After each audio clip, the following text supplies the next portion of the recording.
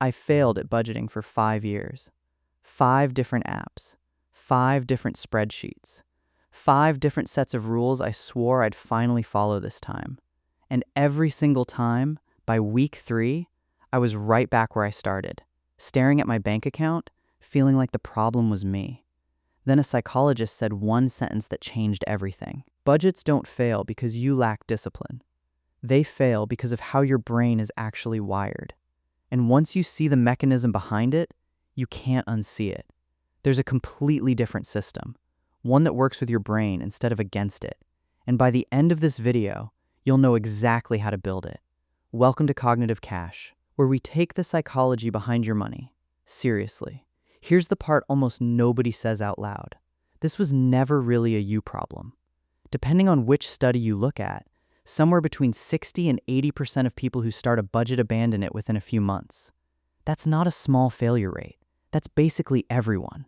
And for years, the financial world's answer has been more discipline, more willpower, more guilt. But what if the whole premise is wrong? What if a budget, at least the way most of us were taught to use it, is a tool that's neurologically set up to break? Quick gut check before we go further. How many budgets have you personally started and abandoned? Drop your answer in the poll. 0, 1 to 3, 4 to 10, or honestly, lost count. I have a feeling I know which one wins. For the last 2 decades, the leading explanation for why budgets collapse has been something called ego depletion, or in plainer language, willpower depletion. The idea, first proposed by psychologist Roy Baumeister in the late 90s, is simple. Self-control works like a muscle. Every time you resist a purchase, say no to a craving, or force yourself to stick to a rule, you draw down a limited tank of mental energy. Once that tank runs dry, your resistance collapses. Under this theory, a traditional budget is basically a machine for burning through your self-control, one spending decision at a time, until there's nothing left to stop you. And this idea didn't stay locked in academic journals. It became the invisible blueprint behind an entire industry. Envelope systems, category limits, daily spending caps. Every one of them quietly assumes your willpower is a battery, and the goal is just to ration it carefully enough to survive the month. It's a tidy explanation. It matches exactly how budgeting feels from the inside. And for a long time, almost everyone in psychology believed it too. But here's the part most finance content conveniently leaves out. In 2016, a group of researchers did something science is supposed to do far more often than it does. They set out to replicate the original willpower depletion effect, not in one lab, across more than 20 independent labs, using careful, pre-registered methods specifically designed to remove bias. The results surprised a lot of people. Averaged across every one of those labs, the ego depletion effect essentially disappeared. Willpower didn't behave like a muscle running out of fuel the way the original research suggested. The clean, simple story we all built our budgeting habits around turned out to be far less solid than it looked. To be clear, that doesn't mean discipline doesn't matter, or that self-control is infinite. It means the specific mechanism almost everyone assumed, a literal mental fuel tank, draining with every decision, was probably too simple. And that matters a lot, because an entire generation of budgeting tools was built to manage a resource that may not actually drain the way we were told it does. So if it's not a battery running down, what's actually happening when a budget falls apart? 2 things, and they're both more interesting than you just gave up. The first is decision fatigue, not the dramatic version where your willpower hits 0. A quieter one. Every spending decision. Do I buy this? Do I skip that? Is this groceries or is this entertainment? Adds a small amount of cognitive load. A traditional budget with a dozen categories doesn't ask you to make one decision a month. It asks you to make dozens of tiny judgment calls. Every single day. Picture standing in a grocery aisle, mentally sorting each item into a category. Checking it against a mental running total, deciding if today is a treat yourself day or not.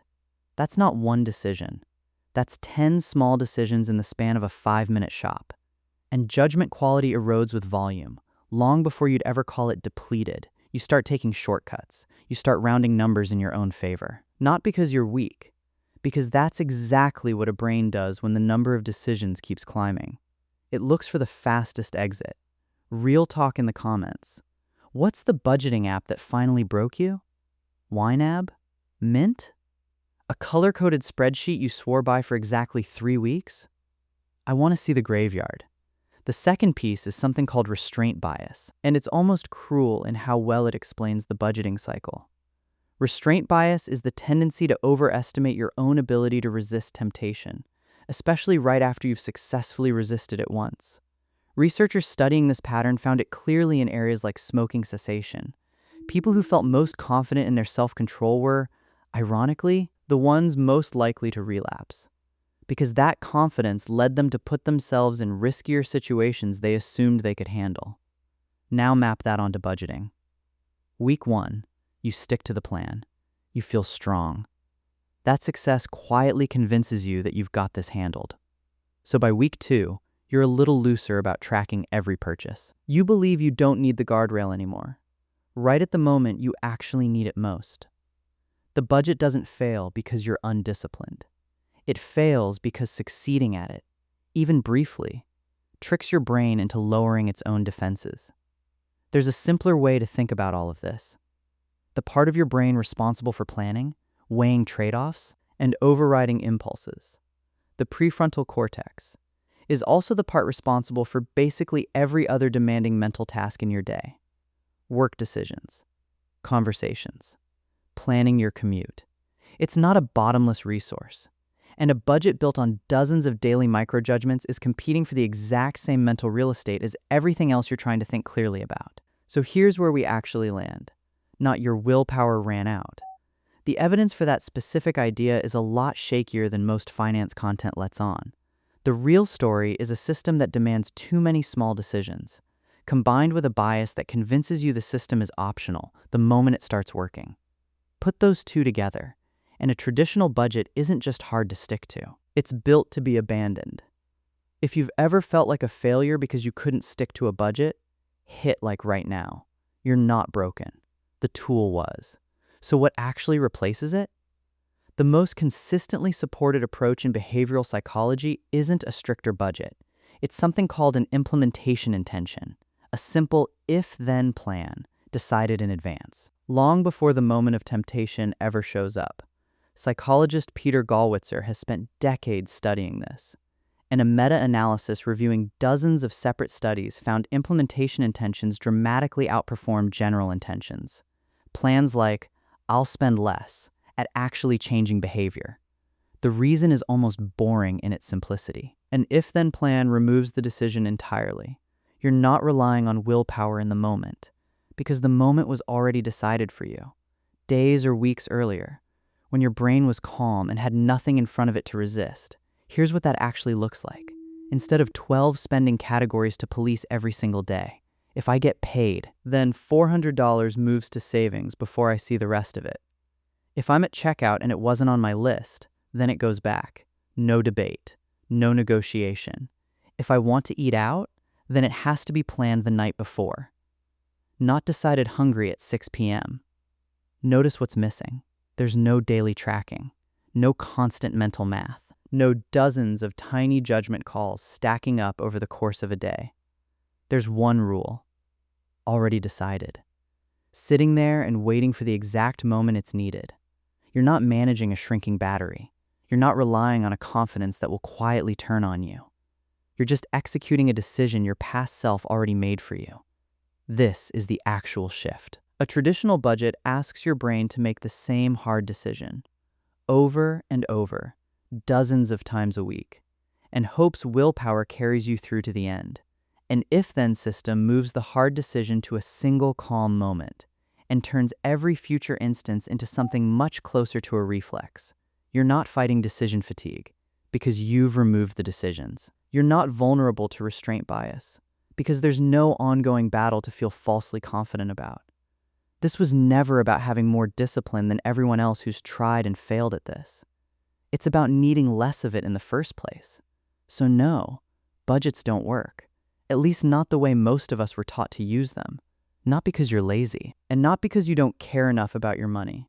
They work against psychology that's been studied, tested, and in some cases seriously complicated by better research since. You were never the broken part of this equation. The tool was asking your brain to do something it was never built to sustain.